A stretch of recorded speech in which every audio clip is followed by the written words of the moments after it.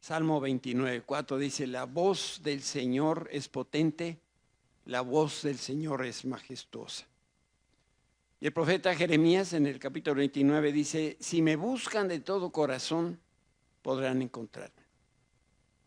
Y lo que el Señor quiere que tengamos en nuestra mente mientras estamos escuchando y estamos pensando en lo que hoy se va a exponer aquí es lo siguiente: yo soy el Señor, yo soy quien te sostiene, yo soy quien te anima a estar en mi presencia.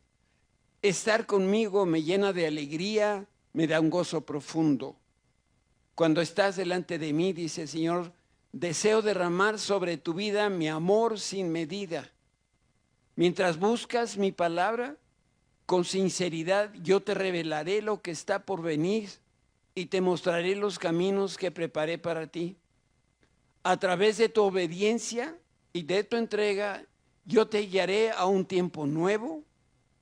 En esta nueva etapa yo te voy a mostrar cómo quiero que vivas y cómo deseo que tu corazón se alinee con el mío. Te estoy llevando a un tiempo donde sentirás mi presencia con más profundidad. Escucharás mi voz de maneras como nunca antes habías experimentado, y mientras pasas más tiempo conmigo, el temor que has sentido por el futuro va a desaparecer. Quiero que camines a mi lado en esta nueva temporada. Y en el día de hoy tengo muchos tesoros que deseo mostrarte y secretos que anhelo revelar a tu corazón.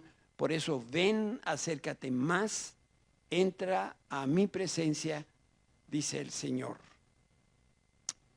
Esta mañana, lo decía el pastor, vamos a tener una serie de pláticas hablando acerca de la provisión abundante de Dios.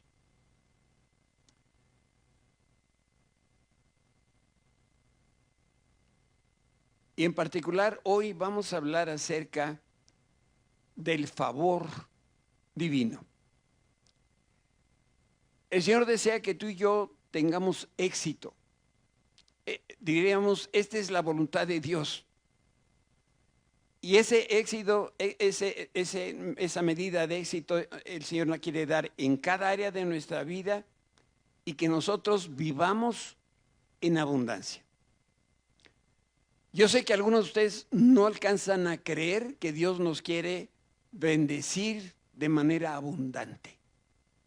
Pero ese es el principio y eso es lo que queremos compartir a través de estos domingos. Pero muchos no conocen qué es esto del favor de Dios. Y si no conocen, tampoco lo van a poder experimentar. Por eso hoy yo te invito a explorar lo que significa el favor de Dios. Para empezar, el favor divino es un regalo gratuito que viene del Señor. Favor es un bien o un beneficio. Favor muestra gracia a una persona y también servicio y ayuda y bendición de parte de quien está dando este favor. Favor implica que ser tratado con preferencia, recibir una ventaja especial.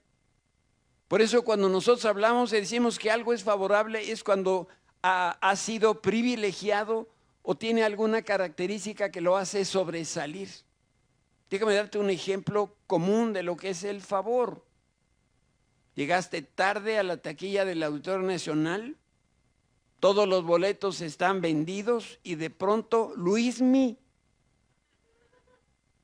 aparece por ahí porque ese día va a cantar y te dice: tengo 2 asientos en la primera fila que reservé para ti, te los regalo. Eso es un favor. ¿Ok? Ahora vamos a ver qué es el favor divino. Cuando hablamos de favor divino es recibir la asistencia no de Luis Miguel, sino que esta viene directamente de Dios. Quiere decir también que estoy operando y ministrando en todo momento a través de la bondad y de la gracia de Dios. Cuando hablamos de favor divino estamos diciendo que es gozar de un trato preferencial que Dios promueve Y el favor divino es una ventaja porque nos coloca en una posición privilegiada por medio de una intervención sobrenatural de parte de Dios. La vida del creyente es una vida de favor sobrenatural. Y si tú y yo no estamos viviendo así es porque no sabemos que esto estaba disponible. Por eso hoy hemos venido con un mensaje de parte de Dios para decirte, yo te quiero bendecir de una manera como no has conocido en tu vida, con abundancia. Y este es el deseo de Dios para su gente, para su pueblo. Y voy a emplear un pasaje de la Escritura para mostrarte un aspecto del corazón de Dios y para que tú puedas ver lo que Él desea para ti y lo que Él desea para mí. Salmo 66 dice, no, nos pusiste a prueba, oh Dios, nos purificaste como se purifica o como se afina la plata, nos atrapaste en tu red y pusiste sobre nuestra espalda la carga de esclavitud, pero luego colocaste un líder sobre nosotros. Otra de las versiones de la Biblia dice, hiciste que ya voy, ahí voy. Bueno, eso, gente sobre nuestra cabeza, pues es que cuando uno se le traba, se le traba. Pasamos por el fango y por la inundación, pero los llevaste o nos sacaste a un lugar de ¿qué? De mucha abundancia. No solamente Dios nos quiere dar abundancia, nos quiere dar mucha abundancia. Y el texto dice que el pueblo de Israel pasó por muchos apuros, por muchas dificultades, hasta que su realidad cambió. Por eso habla aquí de que colocaste a un líder sobre nosotros, o que hiciste cabalgar gente sobre nuestra cabeza, pero nos sacó de ahí el Señor para llevarnos a la abundancia. Y aquí empezamos con las cosas importantes. Fíjate, no es relevante dónde estamos ahora, ni qué tan mal la estemos pasando, porque Dios nos quiere desarraigar del dolor y de la escasez para arraigarnos en una tierra de abundancia. Algunos sueñan con esto, pero esta es la realidad para todos los hijos de Dios.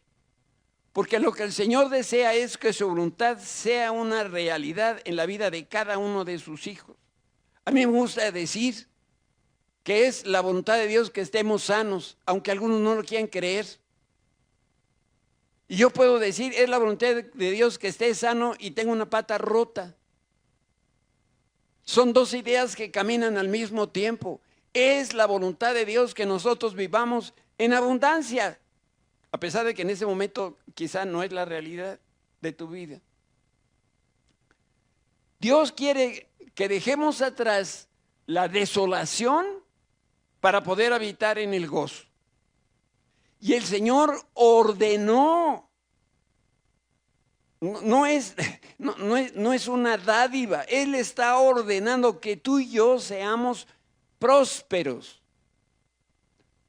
Porque desde el principio del tiempo Dios preparó una posición de riqueza y de provisión para cada uno de sus hijos. Y para conocer lo que sucedió en el principio del tiempo debemos ir al libro de Génesis. Este es el libro de los orígenes de las primeras revelaciones de Dios. Quiero mostrarte dos pasajes aquí. Génesis 1:27 dice, así que Dios creó a los seres humanos a su propia imagen, a imagen de Dios los creó, hombre y mujer los creó. ¿Qué palabra sobresale ahí? Creó. Pero en el 2:7 del libro de Génesis dice, luego el Señor Dios formó al hombre del polvo de la tierra, sopló aliento de vida en la nariz del hombre y el hombre se convirtió en un ser viviente. No sé si te das cuenta de lo que está pasando aquí. Génesis 1, Dios crea al hombre. Pero en Génesis 2, Él formó al hombre. Resulta que son dos palabras completamente diferentes. En hebreo, crear es bará, que significa traer a la existencia lo que antes no existía.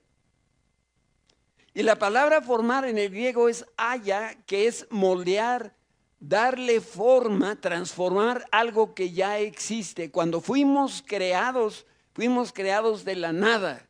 Cuando fuimos formados, fuimos moldeados de algo que ya existía. Y lo que nosotros leemos en la Escritura es que Dios creó al hombre y a la mujer, y también Dios moldeó al hombre y a la mujer con un propósito.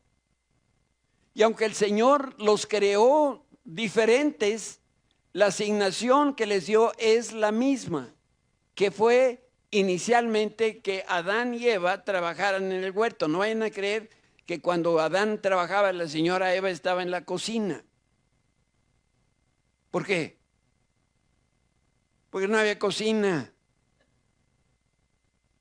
Entonces, ¿dónde estaba Eva? Pues trabajando en el huerto. ¿Con quién? Con su marido.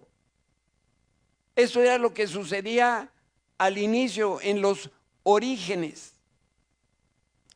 Entonces, Dios los bendijo con las siguientes palabras. Fíjense, sean fructíferos y multiplíquense. A mí me encanta hablar de este tema porque hay puros adultos aquí, ¿verdad? O sea que no escandalizo a nadie. La primera instrucción que Dios hizo con Adán y Eva fue mandarlos a la camita. ¿No es cierto? ¿Qué les dice? Multiplíquense. Y luego, ¿qué tenían que hacer? Llenen la tierra.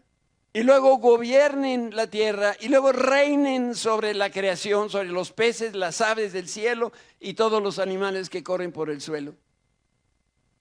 Y aquí hay otra cosa que es importante que todos aprendamos si no lo hemos aprendido ya. Es que el trabajo es una bendición. El trabajo es la misión que Dios le dio al hombre desde el principio. Porque trabajando es como nosotros sometemos y dominamos la tierra, y es trabajando como llegamos a ser fructíferos y prósperos. Trabajando. ¿Y cuándo paramos de trabajar? Pues cuando el Señor te llame a su presencia. ¿Y creen ustedes que vamos a hacer durante la eternidad? Trabajar. Los planes de Dios son eternos. Y de acuerdo con las obras que nosotros hayamos hecho, seremos colocados, no sabemos cómo, pero de alguna manera, de acuerdo con las obras realizadas, los resultados que llevemos al cielo cuando se haga la evaluación de nuestro desempeño, y se nos darán puestos de acuerdo al nivel que nosotros hayamos llegado. Por eso es bien importante que nosotros entendamos que estamos aquí en la tierra para trabajar y que el trabajo es una bendición. Paralelo a esto, me gustaría hablar un poquito acerca del pacto, porque está ligado al favor. Y te quiero compartir una serie de pensamientos sobre esta enseñanza que es fundamental en la Escritura, que es el pacto del Señor que hizo con el hombre. La Escritura enseña que el favor de Dios fluye a nuestra vida, y esto es un derecho que se deriva del pacto. En Génesis 12 leemos que Dios celebró un pacto con Abraham, y cuando hablamos de pacto nos referimos a una relación única que Dios decidió establecer con el hombre.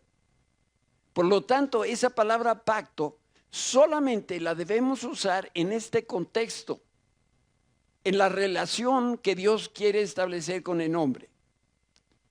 En el Nuevo Testamento se emplea la palabra griega diateke, y en el Antiguo Testamento se usa la palabra hebrea berit. Las dos palabras significan lo mismo en español, pacto y testamento. Lo que pasa es que para nosotros testamento es un documento legal que adquiere valor cuando la persona muere. Pero la palabra pacto no la asociamos con la muerte del que participa en un convenio. Yo no sé si ustedes saben, pero tengo 2 hijos. Uno de mis hijos varones, un día se me acercó y me dice: papá, tienes que hacer tu testamento. Es tan cariñoso mi hijo. Y le dije: a ver, papacito, ¿Dios te dijo o esta es una idea tuya? Y entonces dijo: honestamente, es una idea mía. Entonces fuimos y ya tenemos testamento. Pero en la Escritura, pacto es un testamento y testamento es un pacto. Y si no has hecho testamento, haz testamento. Es que solamente voy a dejar un par de calcetines. Ese, ponlo en el testamento. No saben ustedes las dificultades que hay después que la gente muere. Los hermanos se pleitan porque ¿quién se va a quedar con los 2 pares de calcetines que dejó el papá? Pues de una vez, de qué va a ser, cómo va a quedar la distribución. Mis hijos ya se dividieron la herencia de las deudas que tenemos entre los 2. Pero lo importante aquí es comprender que la revelación escrita de Dios para el hombre, que es la Escritura, viene en forma de 2 pactos o testamentos, el antiguo y el nuevo. Y pacto es un compromiso, es un acuerdo legal, pero es mucho más que eso. Es poner orden, establecer condiciones y términos específicos acerca de un convenio o un arreglo entre un arreglo que es, en el caso bíblico, de trascendencia eterna. Va de nuevo. Pacto es un compromiso, es un acuerdo legal y mucho más, que es lo que vamos a explicar a continuación, pero incluye el poner en orden, establecer las condiciones y los términos de este convenio. Entonces, lo importante aquí es destacar que pacto es una relación que Dios inicia con el hombre de manera soberana. Eso quiere decir que hace las cosas como el Señor quiere, y el Señor hace patente que los 2 participantes del pacto no están en el mismo nivel, porque Dios está en un nivel y el hombre está en otro completamente diferente. En la relación de pacto de Dios con el hombre, Dios es el que elige, Dios es el que decide y Dios define los términos bajo los cuales Él va a entrar o va a cortar el pacto, que es una relación con el hombre y con toda la humanidad. Por eso está puesta con mayúscula. Reitero, la iniciativa del pacto es totalmente de Dios.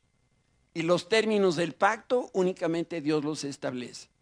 Y lo que le deja al hombre es lo siguiente: responder a la invitación de Dios, tomar parte activa y aceptar la relación en los términos que el convenio, que el pacto establece. Entonces, Dios hace un pacto con Abraham y el mismo pacto, desde mi punto de vista, se va a través de la Escritura y de los diferentes personajes, se va ampliando ese mismo convenio original, pero se trata de un solo pacto. Si nosotros entendemos esta verdad, nos va a permitir vivir como hijos de Dios. Y también nos va a ayudar a entender la relación que el Señor quiere tener contigo y conmigo. Un día estaba el Señor Jesús sentado a la mesa con sus discípulos y otras personas estaban comiendo, y se acercó una mujer sirofenicia que tenía un hijo que tenía un espíritu, al parecer de, ¿cómo se dice esto? Epilepsia. Y entonces cuando se acerca la sirofenicia buscando que el Señor libere de este espíritu, el Señor Jesús le dice: no lo voy a hacer. Y la mujer se queda sorprendida: pero si tú eres Jesús, tú eres el Hijo de Dios, tú eres el que ama a las personas. Sí, le dijo Jesús, pero tú no eres parte del pacto.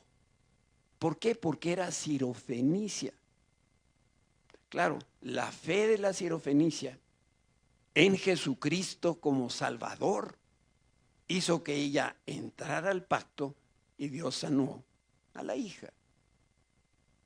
Por eso es tan importante que nosotros entendamos si estamos o no en el pacto o estamos fuera del pacto. Déjame describir en unos cuantos pensamientos lo que sucedió el día que Dios cortó pacto con Abraham. Y la manera de decir entrar al pacto, nosotros firmamos un convenio, sellamos un convenio para el pacto se corta. Y ahorita van a ver por qué. Dios le pidió a Abraham que preparara ciertos animales, una becerra, una cabra, un carnero, una tórtola y un pichón.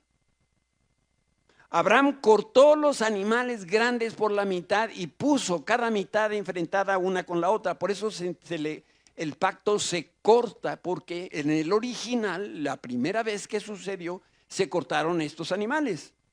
Y entonces quedó en medio un corredor lleno de ¿qué? De sangre. Y esta era una manera de decir: si yo no cumplo el pacto, que me suceda a mí lo que le sucedió a los animales. ¿Qué le sucedió a los animales? Que se mueran. Dice la Biblia que al caer la noche, Abraham entró en un sueño profundo y apareció un horno humeante y una antorcha de fuego que paseaba entre los animales partidos. Y ese fuego representa la presencia de Dios. Cuando el pacto es entre dos personas, los dos caminan por este crucero de sangre y el uno al otro le dice: y si no cumples con tu parte, que te mueras. Y el otro que va en el otro sentido dice: compadre, que te mueras. O sea que el pacto era en serio o no era en serio. Sí. Nosotros hacemos pactos, ¿ya? Somos compadres para toda la vida. Pues en el matrimonio. ¿No dijeron en el matrimonio hasta que la muerte nos separe? ¿Y cuántos separados conoces tú? Porque no tomamos en serio el pacto. Porque el matrimonio no se le debería llamar matrimonio, se le debe llamar, como dice la Escritura, el pacto matrimonial. Lo cual indica que para entrar o para cortar el pacto matrimonial tienes que entrar muerto. Porque si no entras muerto, vas a querer hacer las cosas a tu manera. Y en el pacto matrimonial, cuando cruzamos, no había sangre. Vamos, cruzamos, yo le digo a mi esposa: de hoy en adelante yo ya no quiero mis derechos. Renuncio a ellos y ahora solamente vivo para ti. Y mi esposa dice lo mismo: yo cedo mis derechos individuales y ahora todo es lo que tú quieras. Yo plancho porque quiero.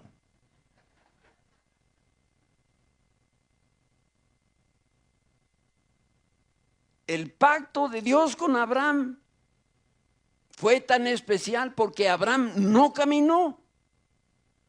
Solo Dios caminó en ese corredor de sangre. Lo cual significa que el pacto no depende de la calidad o de la perfección de Abraham, sino de la fidelidad de Dios. Y ese día y en ese lugar Dios cortó pacto con el hombre y se estableció que el pacto tiene tres componentes: el sacrificio, la sangre y la muerte. Por eso, cuando el pacto matrimonial se hace conforme el patrón de Dios, cuando se consuma el matrimonio, suceden estos mismos tres elementos. Hay un sacrificio, porque yo renuncio a todas las demás para dedicarme solamente a mi esposa. Ahí hay muerte a mi ego. Y en los genitales, después de haberse consumado el matrimonio, ¿qué quedó? La sangre.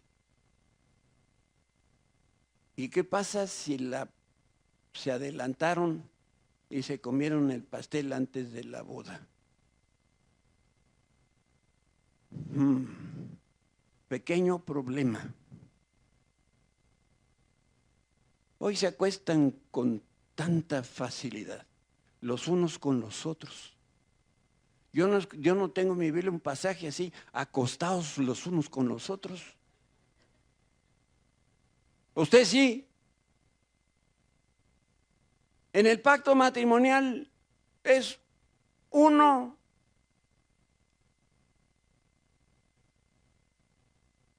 Pareciera que estoy diciendo algo nuevo. Esto es como tiene que ser. Entonces, para cumplir su parte, el Señor necesitó sustitutos y por eso utilizó los animales. Sin embargo, para cumplir la parte de Abraham, Dios utilizó a Abraham. No necesitaba animales. Lo mismo ocurre en el Nuevo Testamento. Ahora Jesús, dice la Biblia, es el nuevo pacto. Y como creyentes en Cristo, nosotros estamos bajo el nuevo pacto, que es mucho mejor que el pacto viejo. ¿Por qué? Porque no fueron animales los que entraron en sacrificio, sino que fue Jesucristo mismo, que fue cortado y que fue perforado. Para que te lo recuerdes, del costado de Jesús, de su frente, de su espalda, de sus manos y de sus pies, fluyó sangre del sacrificio con el cual se selló, se cortó el pacto para todas aquellas personas que creemos en Cristo. Y esta alianza santa entre Dios y Abraham se cortó y se cumplió plenamente en la sangre preciosa de Jesús, porque Abraham pecó y Jesús no pecó. Es triste que hoy en día muchos que creen en Cristo desconocen la verdad del pacto o tienen una idea equivocada, y por eso tú y yo estamos hoy escudriñando la Escritura para comprender de esta poderosa revelación de Dios y de la trascendencia que tiene. Dice el pasaje en la Escritura: y el Señor había dicho a Abraham: deja a tu patria y a tus parientes y a la familia de tu padre y vete a la tierra que te mostraré.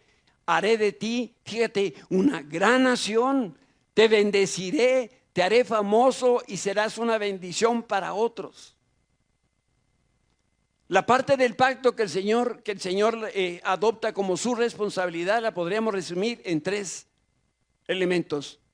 1, Dios crearía una gran nación a partir de un hombre que era viejo y de su mujer que también está bien veterana y además estéril. Dios le prometió, y esta es la parte que Dios también hace, bendición y fama para Abraham y su descendencia. Y la tercera y la más preciosa de las promesas: y de los hijos de Abraham nacería Jesús, y a través de Jesús la salvación, y la salvación alcanzaría para toda la humanidad por todas las edades. Por eso, importante aquí es no perder de vista que estos beneficios Abraham los recibiría a cambio de obedecer a Dios. Y Abraham debía entonces abandonar a su país y abandonar a su familia. Y la parte del pacto que le tocaba a Abraham era abandonar ese sistema del mundo del cual dependía, para que ahora pudiera él depender única y exclusivamente de Dios y de sus principios. Y si él cumplía con su parte, Dios cumplía con la suya. Y Abraham cumplió. Y dejó Ur de los Caldeos y se fue a Canaán. Y Ur de los Caldeos era un lugar de paganos.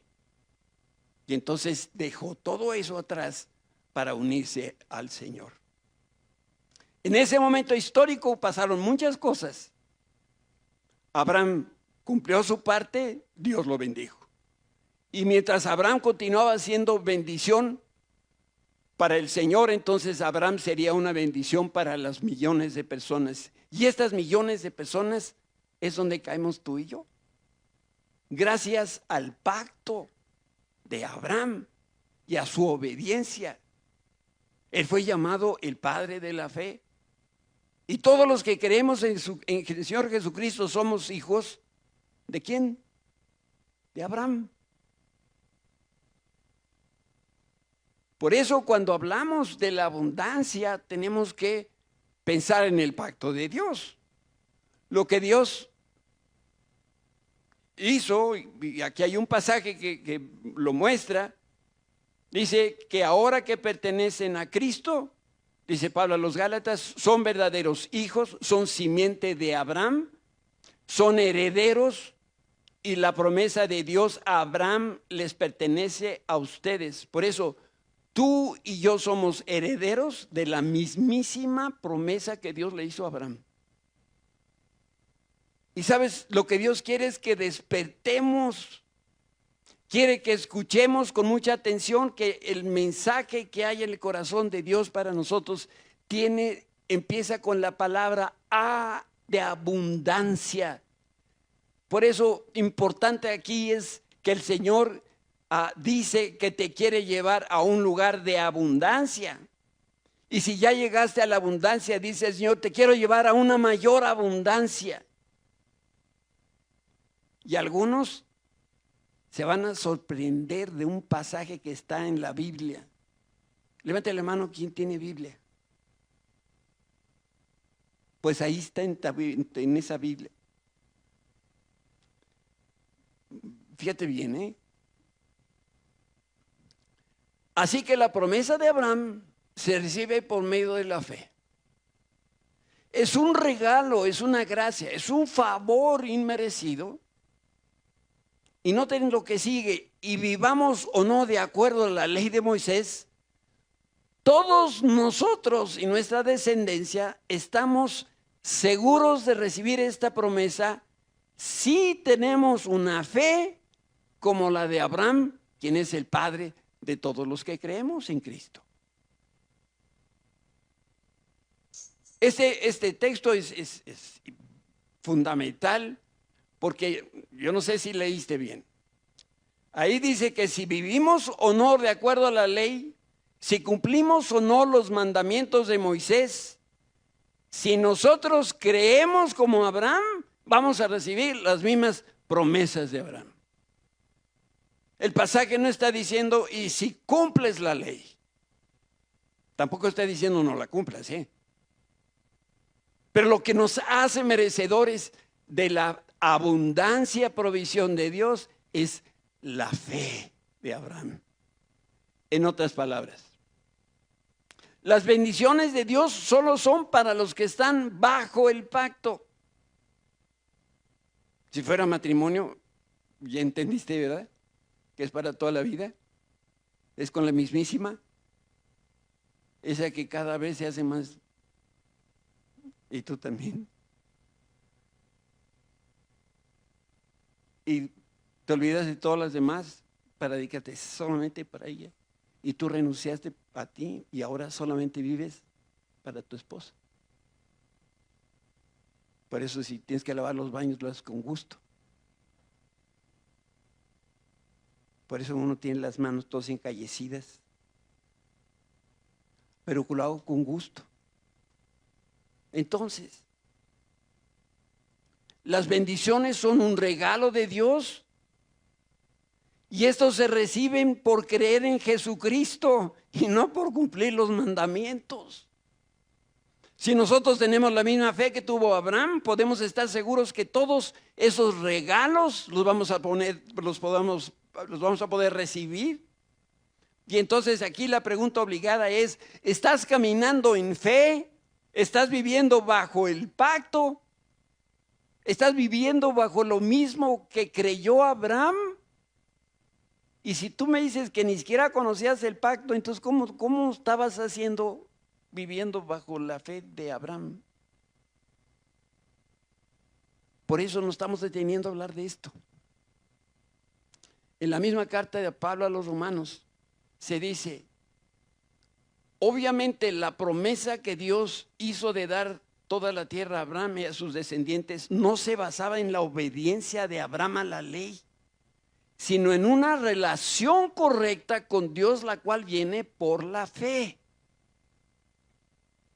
Lo que el pasaje declara con transparencia es que Dios nos otorga su más amplia bendición si nosotros confiamos.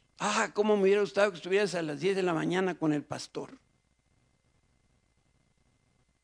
Yo no sé a quién le aprendiste, hijo, pero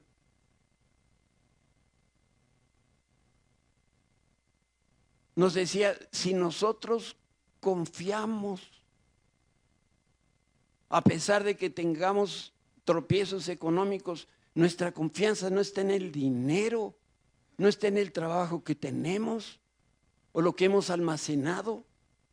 Nuestra confianza está en que nosotros hemos puesto nuestros ojos en el Señor. Si confiamos y tenemos fe que el Señor va a cumplir su palabra, entonces Dios nos va a dar en abundancia. La bendición por eso y el favor son un regalo gratuito de Dios que se hace realidad por medio de la fe, por creer que el Señor cumple su palabra y cumple sus promesas. Y Dios prometió que le daría a Abraham y a su descendencia toda la tierra. El requisito no era que Abraham cumpliera, el requisito era que Abraham confiara que Dios iba a cumplir las promesas. ¿Me estás entendiendo? Se trata de creer, de tener fe y de confiar en las promesas de Dios. Por eso todo esto es tan importante. Si nosotros hemos puesto nuestra confianza en Jesucristo, si nosotros creemos que Dios va a cumplir sus promesas, entonces Dios nos bendice de manera abundante. Está condicionado esto a nuestra fe.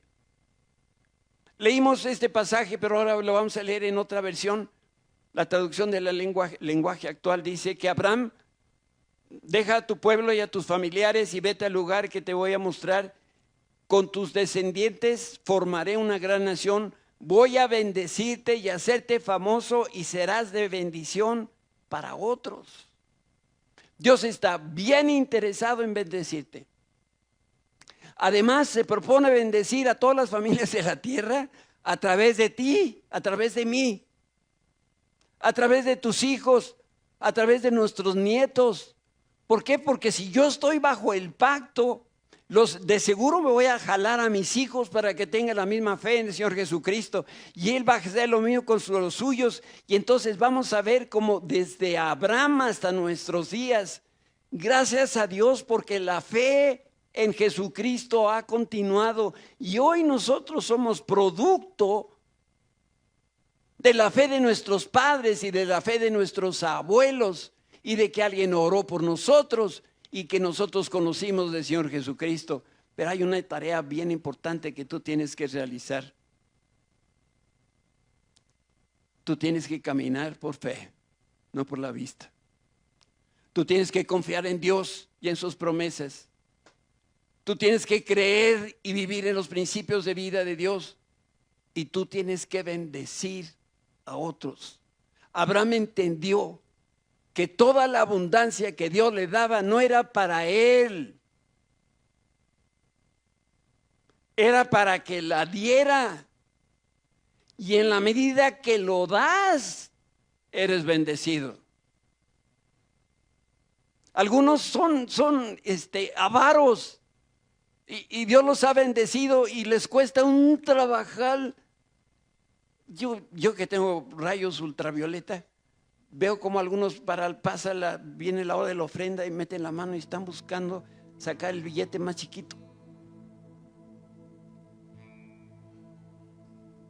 ¿No se han dado cuenta de que es a la hora de dar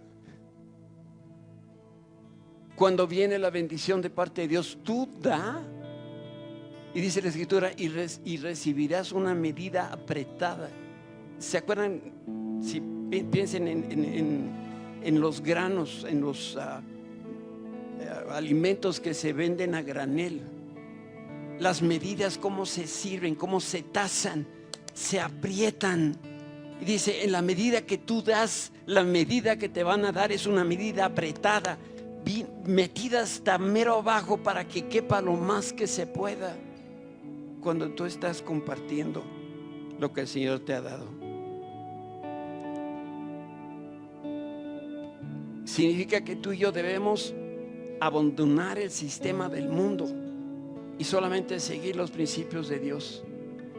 Significa que debemos ser bendición a todas las personas que nos rodean. Dios bendice a los que dan con generosidad. Y vas a recibir la bendición de Dios cuando bendices. Si Dios te reveló una verdad, comparte esa bendición con otros. Si Dios prosperó tu economía, comparte de lo que Dios te ha dado. Nuestra parte es ir por el mundo e ir bendiciendo a las naciones. Debemos compartir que Cristo nos ha cambiado.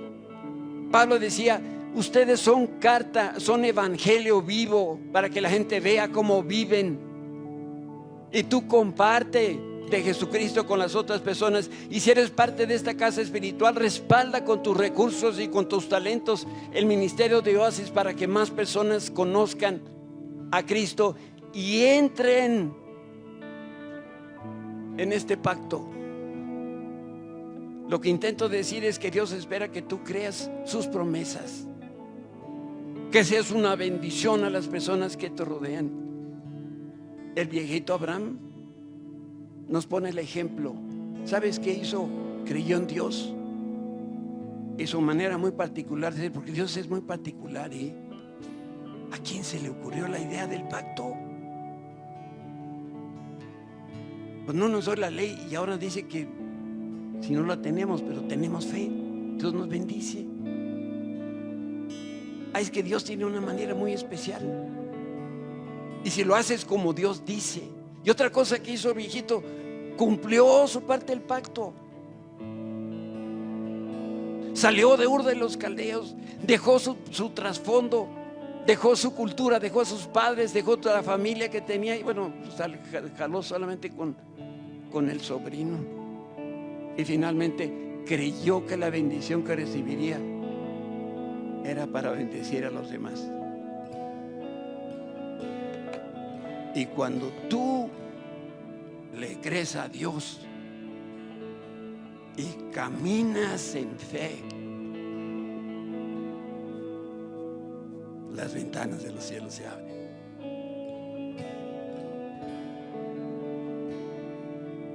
Hay dos hombres particularmente ricos en la Escritura: Job y Abraham. ¿Por qué Dios bendijo a Abraham? Por su fe.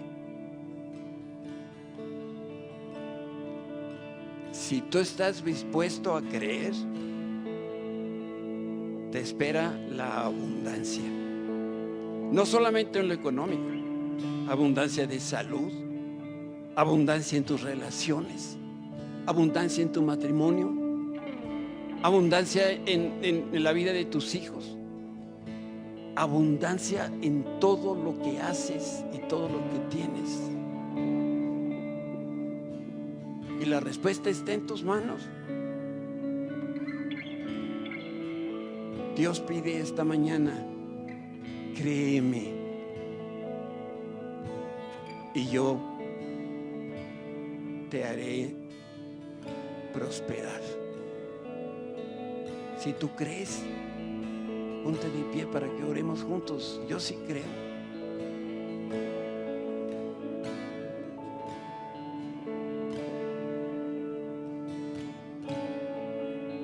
Algunos viven bien apurados. Viene a mi mente una familia cristiana que conocemos de hace muchos años, que para todo se esfuerza.